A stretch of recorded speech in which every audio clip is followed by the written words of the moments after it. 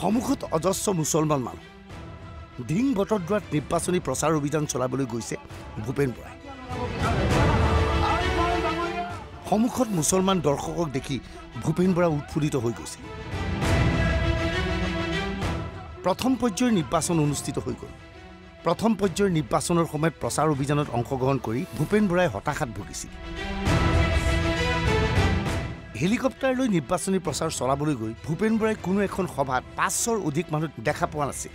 কিন্তু সেই ভূপেন বৰাই ধিং বটদ্ৰাত প্ৰদ্যুৎ বৰদলৈ হৈ নিৰ্বাচনী প্ৰচাৰ চলাবলৈ গৈ সোমবাৰে অজস্ৰ মুছলমানক দেখি উৎফুল্লিত হৈ পৰিল লগে লগে ভূপেন বৰাই আৰম্ভ কৰি দিলে উদাত্ত ভাষণ হিন্দু মুছলমানৰ মাজত তেওঁলোকে কাজিয়া লগাব বিচাৰে আজমল ডাঙৰীয়া তেখেতক হিমন্ত বিশ্ব শৰ্মা ডাঙৰীয়াই আঁঠুৱা তলৰ মহ বুলি কয় হিমন্ত বিশ্ব শৰ্মাৰ আঁঠুৱা তলৰ মহক অসমৰ মানুহে নেতা পাতিলে আমাৰ কি লাভ হ'ব সেই কথা আমি সবেই চিন্তা কৰিব লাগিব ৰাইজসকল মই বেছি দেৰিকে নকওঁ আৰু কেইবাখনো মিটিং আছে মই আজি আপোনালোকৰ উপস্থিতি দেখি আজি মই মোৰ নেতা ৰাহুল গান্ধীক কম মই এটা শ্লোগান দিম এই শ্লোগান আপোনালোকে মোৰ লগত সবেই দিব হিমন্ত বিশ্ব শৰ্মাৰ বুকু আমাৰ এই শ্লোগানত আজি কপাই দিব লাগিব হিমন্ত বিশ্ব শৰ্মা ডাঙৰীয়াই কৈছিলে যে উজনি অসমত বিজেপি জিকিব কালি যেতিয়া মই কলো যে উজনি অসমত কংগ্ৰেছ জিকিলে আপুনি মুখ্যমন্ত্ৰীৰ গাদী এৰিম বুলি কয় চ্যালেঞ্জ দিওঁ তেতিয়া হিমন্ত বিশ্ব শৰ্মাই চ্যালেঞ্জকে ৰক্ষা কৰিবলৈ ভয় খালে কাৰণ তেওঁ জানে যে উজনিত কংগ্ৰেছ মধ্য অসমত কংগ্ৰেছ নামনিত কংগ্ৰেছ বৰাকত কংগ্ৰেছ পাহাৰত কংগ্ৰেছ এইবাৰ চাৰিওফালে কংগ্ৰেছ সেইকাৰণে মই আপোনালোকক কৈছো মই এতিয়া কম যে নগাঁৱৰ পৰা দিল্লীলৈ আপোনালোকে ক'ব আকৌ যাব বৰদলৈ মই কম নগাঁৱৰ পৰা দিল্লীলৈ ইমান লাহেকে ক'লে হিমন্ত বিশ্ব বুকু কপাব লাগিব নৰেন্দ্ৰ মোদীৰ 56 ইঞ্চি বুকু 60 ছেকেণ্ডত 60 বাৰ কপাই দিব লাগিব নগাঁৱৰ পৰা দিল্লীলৈ দুখন হাত থাকি পেলাই ক'ব নগাঁৱৰ পৰা দিল্লীলৈ নগাঁৱৰ পৰা দিল্লীলৈ নগাঁৱৰ পৰা দিল্লীলৈ ধন্যবাদ আচলতে নগাঁৱৰ মুছলমানক নিজৰ পক্ষত ৰাখিবলৈ কংগ্ৰেছে ব্যাপক প্ৰচেষ্টা হাতত লৈছে এই মুছলমান ভোটাৰ বিজেপিৰ কাষলৈ যাব বুলি ভয় খাইছে কংগ্ৰেছে সেয়েহে মুছলমান ভোটাৰক প্ৰদ্যুৎ বৰদলৈ কেনেকৈ ভয় খুৱাইছে ভালকৈ মন দি শুনক 65 জন লাগে বুজি পাইছে কাৰণটো বুজি পাইছে এইবাৰ মোদীয়ে 400 বিচাৰিছে নাপায় এটো বেলেগ কথা কিন্তু তেওঁৰ উদ্দেশ্যটো হ'ল এইটোৱে যে মহাত্মা গান্ধীয়ে দিয়া বি.আৰ. আম্বেদকাৰে বনোৱা যিখন সংবিধানে আপোনালোকৰ মুছলমানসকলক হিন্দুৰ সমানে সমান অধিকাৰ দিছে সেই অধিকাৰ মোদীয়ে কাঢ়ি ল'ব কৈছে 400 সদস্য লৈ সংবিধানখন সলনি কৰি ধৰ্ম নিৰপেক্ষ ৰাষ্ট্ৰ কাটি পেলাই তাত হিন্দু ৰাষ্ট্ৰ কৰিবৰ কাৰণে তেওঁ যিটো চক্ৰান্ত কৰিছে সেই চক্ৰান্ত আমি সকলোৱে পানচাল যদি নকৰো সেইটো যদি আমি নকৰো সদায় আপোনালোক থাৰ্ড ক্লাছ সিটিজেন হৈ মোদীৰ দুনিয়াত থাকিব হিমন্ত বিশ্ব শৰ্মাৰ দুনিয়াত থাকিব আৰু প্ৰদ্যুৎ বৰদলৈ মুছলমানৰ মাজত নিৰ্বাচনী সভাত অংশগ্ৰহণ কৰি দাবী কৰে যদিহে প্ৰধানমন্ত্ৰী মোদীৰ নেতৃত্বত পুনৰ বিজেপি চৰকাৰ হয় তেনেহ'লে দেশৰ মুছলমানসকল সাংঘাতিক হাৰাশাস্তিৰ সন্মুখীন হ'ব প্ৰধানমন্ত্ৰী নৰেন্দ্ৰ মোদীয়ে যোৱাকালি ৰাজস্থানত এখন মিটিং কৰিছিলে মিটিঙত তামাম মুছলমান মানুহবিলাকক ঘুষপেটীয়া বুলি গালি পাৰিছে জানে আপোনালোকে ঘুষপেটীয়া বুলি গালি পাৰিছে সেয়াই হ'ল বিজেপি চৰকাৰ মনত ৰাখিব ৰাইজ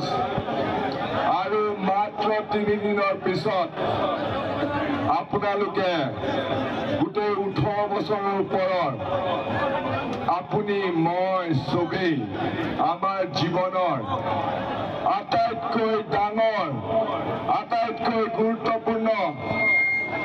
আটাইতকৈ বাৰতকৈ প্ৰত্যাহ্বানমূলক নিৰ্বাচনত আমি ভোট দিম মাত্ৰ 3 দিনৰ পিছত আৰু আপোনালোকৰ এটা ভোটে নিৰ্ণয় কৰিব দিল্লীত নৰেন্দ্ৰ মোদী ভাৰতৰ প্ৰধানমন্ত্ৰী থাকিবনে ৰাহুল গান্ধীৰ কংগ্ৰেছৰ আপোনালোকে কাক বিচাৰে ভাৰতৰ প্ৰধানমন্ত্ৰী নৰেন্দ্ৰ মোদী তেতিয়াহ'লে মনত ৰাখিব সিদ্ধান্ত আপোনালোকে ল'ব লাগিব মুছলমানৰ মাজত থাকি ভূপেন বৰা উৎসাহী হৈ পৰিল প্ৰথম পৰ্যায়ৰ নিৰাশাজনক প্ৰচাৰ অভিযান পাহৰি পেলালে মিয়াৰ মাজত থাকি ভূপেন বৰাই ক'লে উজনি অসমত জিকিলো 5খন ট্ৰাইপৰ আছামত জিকিছোঁ 47টা সমষ্টিত 7টাত বিজেপি এছেম্বলি বিজেপি লিড কৰিব বাকী চবত বিজেপি হাৰিছে